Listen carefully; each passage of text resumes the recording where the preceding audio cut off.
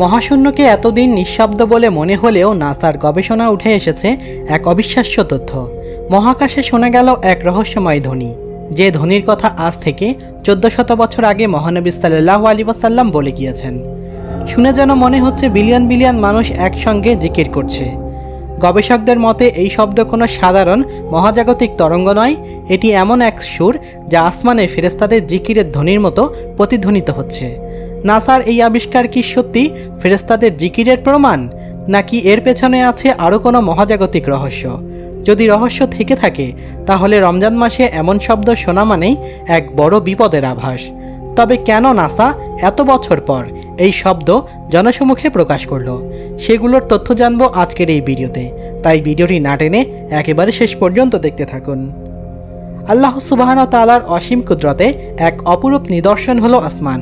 তিনি পৃথিবীকে আসমানের ছায়ায় আচ্ছাদিত করেছেন, যা আমাদের জন্য নিরাপত্তার ঢালস্বরূপ। আসমান বা আকাশের বিশালতা, সৌন্দর্য এবং রহস্য মানুষকে সবসময় নতুন নতুন প্রশ্ন করতে বাধ্য করেছে, এবং এটা মানুষের জ্ঞান ও বিজ্ঞানের কাছে বড় চ্যালেঞ্জ হয়ে উঠেছে। আল্লাহ তাআলা বলেন, তিনি সৃষ্টি করেছেন 7 আসমান স্তরে স্তরে। তুমি দয়াময় আল্লাহর সৃষ্টিতে কোনো ফাটল দেখতে পাবে না, আবার দৃষ্টি ফেরাও কোনো ফাটল দেখতে পাও কিনা। রাসূল করিম সাল্লাল্লাহু আলাইহি ওয়াসাল্লাম বলেছেন, নিশ্চয়ই আসমানে এক রাতের মধ্যে এমন 100 ফেরেশতা আছে যারা পৃথিবীর প্রতিটি বিন্দুর জন্য আল্লাহর কাছে ক্ষমা প্রার্থনা করেন। আসমান শুধু রহস্যময়কতার এক আধার নয়, বরং আল্লাহর কুদরতের এক জীবন্ত প্রমাণ। অথচ মহাকাশ নিয়ে বহু বছর আগে আল্লাহর প্রেরিত রসুল ও সাহাবা রাজা বলে গিয়েছেন, আজ নাসার বিজ্ঞানীরা তাকে সত্য বলে স্বীকৃতি দিয়েছেন। নাসার বিজ্ঞানীরা মহাকাশ সম্পর্কে এই রমজান মাসে এমন কিছু তথ্য আবিষ্কার করেছেন যা জানলে আপনি হতভম্ব হয়ে যাবেন, আপনার গা শিউরে উঠবে। তাহলে কি নাসা নিজের অজান্তেই আবিষ্কার করল আসমানে থাকা ফেরেশতাদের জিকিরের ধ্বনি? নাসার একটি গবেষণায় উঠে এসেছে, মহাশূন্যকে নিঃশব্দ ভাবা হলেও আসলে সেখানে প্রতিনিয়তই শব্দ হচ্ছে। গবেষকরা সেই শব্দ শুনেই বলেছেন যেন বিলিয়ন বিলিয়ন মানুষ একসঙ্গে গাইছে। অথচ শবে মেরাজের রাতে রাসূল করিম সাল্লাল্লাহু আলাইহি ওয়াসাল্লাম বলেছিলেন, মহাকাশে প্রতিনিয়তই ফেরেশতারা জিকির করছেন। তবে কি এবার রেকর্ড করা হলো ফেরেশতাদের জিকিরের ধ্বনি? আবু দার রাদিয়াল্লাহু তাআলা আনহু বলেন, রাসূল করিম সাল্লাল্লাহু আলাইহি ওয়াসাল্লাম যখন মেরাজ থেকে ফিরে আসেন তখন তাকে প্রশ্ন করা হয়, আপনি আকাশে কি দেখেছেন বা কি শুনেছেন? উত্তরে তিনি বলেন, আমি যা দেখেছি তোমরা তা দেখোনি, আর আমি যা শুনেছি তোমরা তা শোনোনি। আকাশে প্রচণ্ড কাঁপুনির শব্দ হচ্ছে, আর তা হওয়ার কারণ আছে। আকাশে 4 আঙ্গুল পরিমাণও জায়গা খালি নেই, সবখানেই ফেরেশতারা সিজদায় আছে আর আল্লাহ তাআলার জিকির করছে।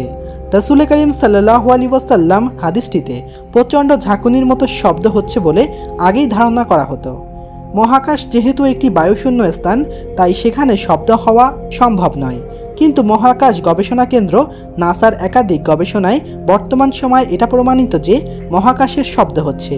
ঠিক তেমনই এই ভিডিওতে আপনারা মহাকাশে ফেরেশতাদের জিকিরের শব্দ শুনতে চলেছেন, এমন শব্দ যা আগে কখনোই শোনেননি।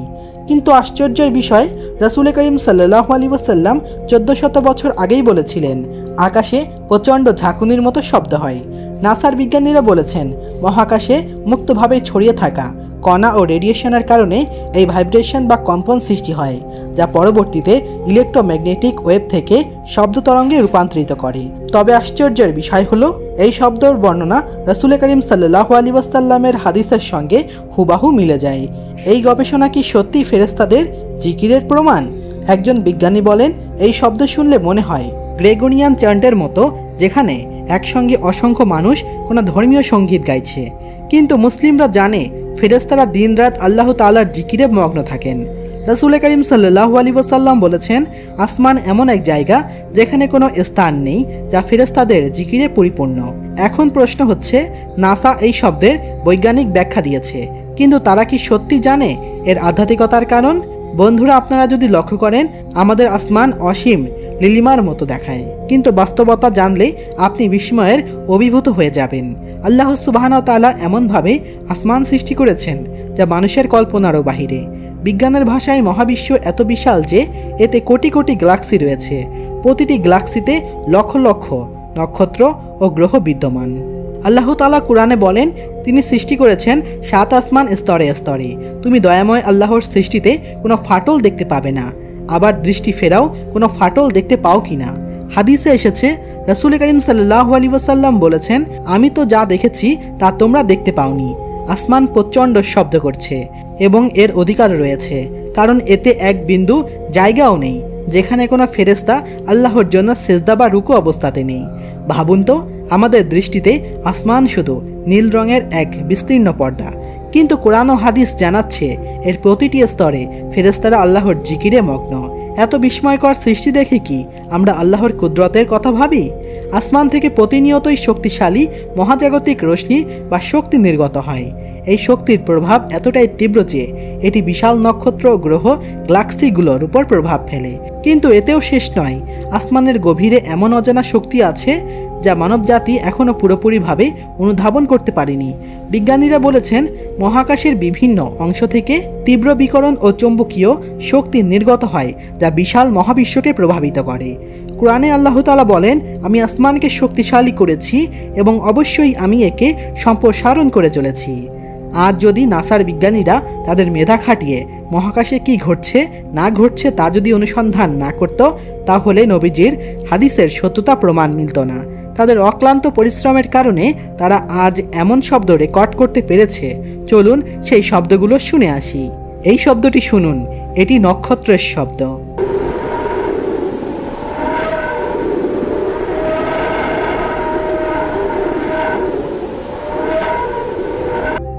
তাহলে এবার শুনুন সুপার মসিভ ব্ল্যাক হোলের শব্দ।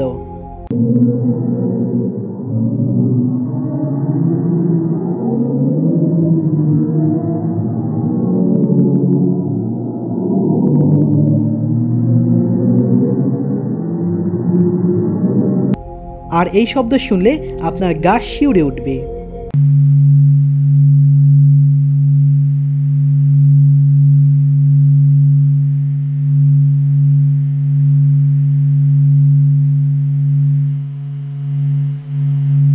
প্রাচীন মহাবিশ্বের শব্দ।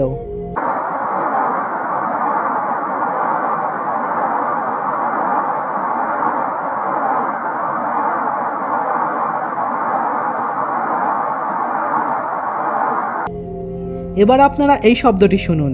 এটা পাকার সোলার গ্লোব রেকর্ড করেছিল, যেখানে সূর্য থেকে বের হওয়া পার্টিকেলগুলো খুব দ্রুত বাইরে বের হতে দেখা যাচ্ছে।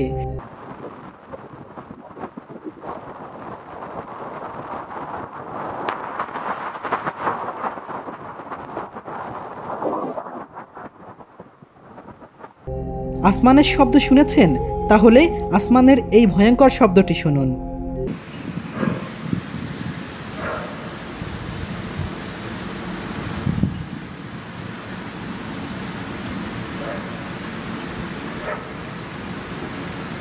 এই সর্বশেষ শব্দটি শুনলে আপনারা আরও বেশি বিভ্রান্তিত হয়ে যাবেন, এমনকি রাতে ঘুম নাও আসতে পারে। তাই দুর্বল হৃদয়ের মানুষেরা এই শব্দটি না শোনার জন্য আমি অনুরোধ জানাচ্ছি।